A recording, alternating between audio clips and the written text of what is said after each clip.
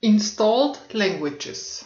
You may decide with which language or languages you want to use the RepTool. The official language of the RepTool is English. Translations are done on behalf of the WE forum members using the tool. See the translations information at our website.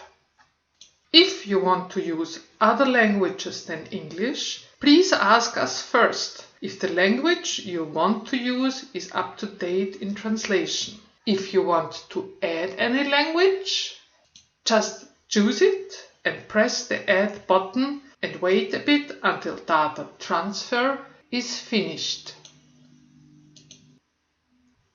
Then you may choose the language you want to use in your WE system. Here you see quite some languages for your choice. If the translation is not available yet, you will remain with English, but you indicate that you would like the other language as soon as it is available. See the translations information on this again. If you do your changes, press the Submit button to take your language over to the database.